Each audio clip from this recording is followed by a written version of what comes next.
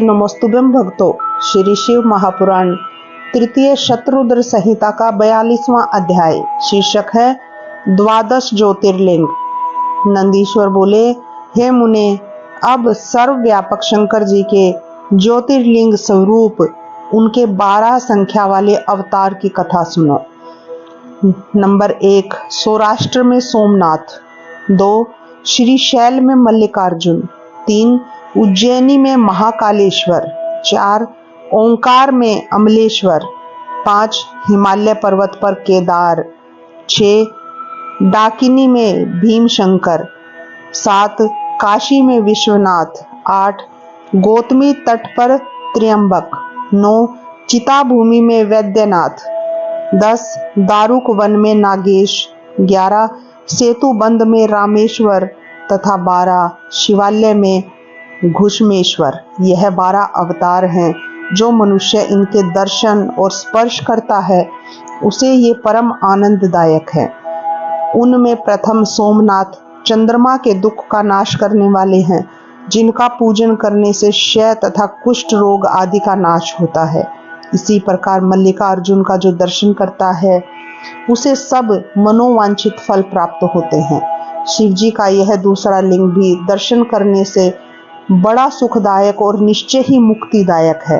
तीसरा, उज्जैनी में महाकाल नामक लिंग का दर्शन करने से सब कामनाएं पूर्ण होती हैं तथा अंत में उत्तम गति प्राप्त होती है। चौथा, ओंकार लिंग भक्तों को इच्छित फल देने वाला है। 5वां, केदारेश्वर नामक ज्योतिर्लिंग स्वरूप जो केदार में स्थित है। जो इनका दर्शन और पूजन करता है उसको यह अभीष्ट फल प्रदान करते हैं। शिव जी का 6वां अवतार भीम नामक असुर को मारने से भीमाशंकर ज्योतिर्लिंग हुआ। यही भक्तों के सब मनोरथों को पूर्ण करने वाले और इस खंड के स्वामी हैं। हे मुने, इस प्रकार विश्वेश्वर नामक वाला 7वां अवतार काशी में हुआ, जो समस्त ब्रह्मांड का स्वरूप और भुक्ति मुक्तिदायक है। जो इस काशी विश्वनाथ को पूजते हैं और उनके नाम को जपते हैं वे कर्म बंधन से छूटकर मोक्ष के भागी होते हैं।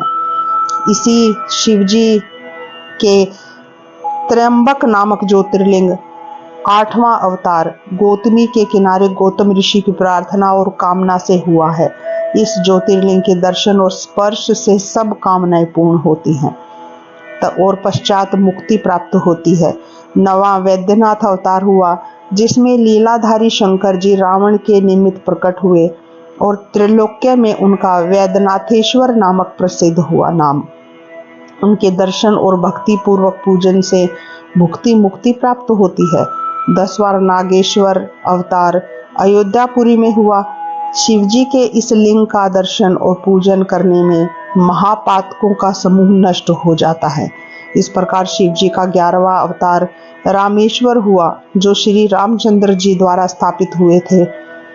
उनसे प्रार्थित तथा सेवित होकर शंकर जी ज्योतिर्लिंग स्वरूप से सेतु बंधन में स्थित हुए। जो मनुष्य उन रामेश्वर महादेव को श्रेष्ठ भक्ति पूर्वक गंगा जल से स्नान कराता है वह जीवन मुक्त होता है। इस प्रकार शंकर जी का घुष्मेश्वर नामक 12वां अवतार हुआ। उन्होंने सुदेहा दैत्य से मारे हुए घुष्मा के पुत्र की उसकी भक्ति से संतुष्ट होकर उसकी रक्षा की। उस सर्व कामदायक घुष्मेश्वर नामक शिव जी के ज्योतिर्लिंग स्वरूप के दर्शन पूजन से एहलौकिक सुख प्राप्त होता है और मुक्ति प्राप्त होती है। शिव जी की यह दिव्य 12 संख्या वाली ज्योतिर्लिंगावली मैंने वर्णन की। जो इन ज्योतिर्लिंगों की कथा को पढ़ता है या इनको सुनता है वह सब पापों से छूट भोग और मोक्ष को प्राप्त करता है। यह 100 अवतारों की शतरुद्र नामक संहिता सब कामनाओं के फल को देने वाली है। जो इसे सावधान चित्त से पढ़ता है या सुनता है उसके सभी मनोरथ पूर्ण होते हैं तथा वह मोक्ष का भागी होता है।